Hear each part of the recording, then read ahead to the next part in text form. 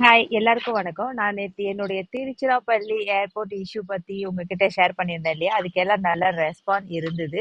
டிக்டாக்லயும் சரி, இன்ஸ்டாகிராம்லயும் சரி, நெறைய பேர் வந்து கமெண்ட் பண்ணியிருந்தீங்க. எனக்கும் அந்த மாரி எல்லாம் இருந்தது அப்படின்னு சொல்லிட்டு, நான் ஃபர்தரா வந்து என்னுடைய அப்டேட் சொல்றேன் அப்படின்னு சொல்லியிருந்தேன். நான் நேத்தி வந்து இண்டிகோவுக்கு இமெயில் அனுப்பிச்சிருந்தேன். அவங்க திருப்பி ரிப்ளை பண்ணியிருந்தாங்க. இமெயில் அட்டாச் பண்றேன் பாருங்க. உங்களுக்கு வந்து நடந்ததுக்கு நாங்க ரொம்ப வருத்தம் தெரிவிக்கிறோம். அப்புறம் வந்து எங்க சேஃப்டி ரூல்ஸ் அண்ட் ரெகுலேஷன்ஸ் படி வந்து எக்ஸ்ட்ரானா லக்கேஜுக்கு நீங்க பே பண்ணித்தான் ஆகணும். அது எனக்கு தெரியும். நான் சொல்ல வந்தது என்னன்னா, நான் டீட்டெயிலா இமெயில் போட்டிருந்தேன்.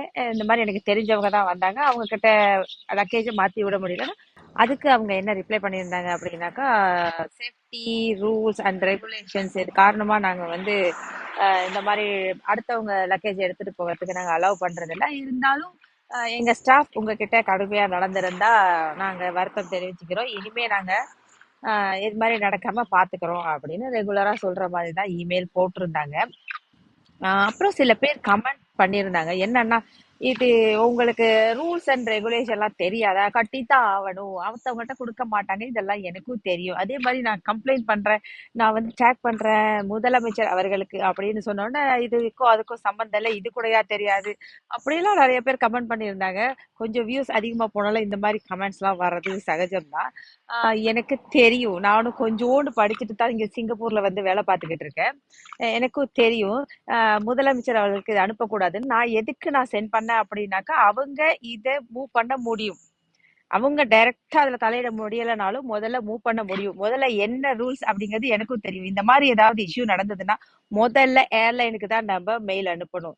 அவங்க கிட்ட தான் நம்ம கம்ப்ளைண்ட் பண்ணணும். அவங்க கிட்ட சாட்டிஸ்ஃபைட் இல்ல அப்படின்னாக்கா நெக்ஸ்ட் நீங்க பண்ண வேண்டியது என்னன்னா, டிஜிசிஏல போய் கம்ப்ளைண்ட் ரெஜிஸ்டர் பண்ணணும். அதாவது director general of civil aviation.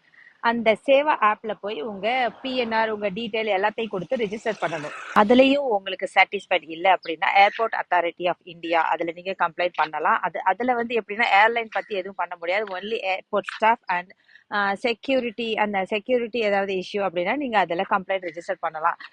இதெல்லாம் எனக்கும் தெரியும். அப்புறம் என்னத்துக்கு நீ சிஎம்க்கு டேக் பண்ணி விட்ட அப்படின்னா அவங்க தலையிட்டு இது மாதிரி ஏதாவது நடவடிக்கை எடுக்கலாம் அப்படிங்கிற ஒரு நம்பிக்கையில தான் அவர் இப்போ எலெக்ஷன் பிஸில இருப்பாரு. அவருக்கு 1008 வேலை இருக்கு. இந்த மாதிரி சின்ன சின்ன பிரச்சனைகள் இதெல்லாம் வந்து பார்க்க முடியாது. நம்மலாம் கொசு மாதிரி சொல்யூஷன் கிடைக்காது அப்படிங்கிறது நல்லாவே தெரியும்.